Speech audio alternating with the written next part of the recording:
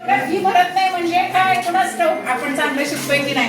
त्याच्याऐवजी एक कल अलीकडे वाढलेला आहे की अकॅडमीच्या नावाखाली मग तिथं 30,000 40,000 भरले की पालकांनाही असं वाटतं की आपण काहीतरी मुलांसाठी करतोय, पण तसं नसतं. एक लक्षात ठेवा की ग्रँटेबल शाळेसाठी लाखो रुपये शासन खर्च करत असतं. तुमची फी शासन भरतं, त्यामुळे तुम्हाला ती दिसत नाही. हेच शिक्षक तुम्ही स्वतः फी भरून घ्यायचं म्हटलं तर लाखो रुपये भरावे लागतील. ते तुमचे वाचतात. आणि एवढ्या क्वालिटीचे सगळे शिक्षक की ज्यांचे क्वालिफिकेशन असते, जे हुशार असतात, ज्यांना सिलेक्ट करून घेतलेलं असतंय, ते सगळे इथे असतात. आणि मी खरोखर आमच्या संस्थेचं मला फार कौतुक वाटतंय. कारण बघा तुम्ही, आज मुलींची संख्या एवढी आहे.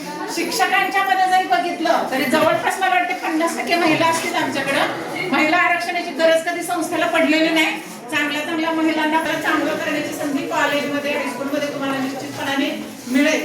आणि खूप करायचं म्हणजे बघा ना, बऱ्याच गोष्टी आहेत आपल्याला करता येतात. तेच एक वय असतं. त्या वयामध्ये जे तुम्ही करता त्याच्यावर तुमचं आयुष्य अवलंबून असतं. ह्या वयात जर तुम्ही एन्जॉय करायला लागला तर आयुष्यभर तुम्हाला खूप कष्ट करावे लागते. पण ह्याच वयात जर तुम्ही कष्ट केले, अभ्यास केले, करिअर स्वतःच्या पायावर उभं राहिला तर हे अतिशय मुलं असू देत नाही तर मुली असू देत, त्यांच्यासाठी अतिशय चंचलपणाचं असतं. त्यांना पूर्ण ज्ञान नसते त्या वयामध्ये. त्यामुळे छोट्या छोट्या गोष्टींचा सुद्धा त्यांच्या मनावरती फार मोठा परिणाम होतो. म्हणून हे वय सांभाळणं हे पालकांचं नाही की बाबा मी मुलगी आहे, मी कुणावर तरी डिपेंड राहणार, मला गरज नाही पायावर उभा राहायची. हे पूर्ण चित्र आता बदललेलं आहे. तुम्ही पूर्ण तुमच्या पायावरती उभा असायला पाहिजे. मग भले तुम्ही काहीही करा, किती मोठ्या कुटुंबामध्ये जा, कितीही मोठे पैसेवाले लोक असू दे, पण तुम्हाला जर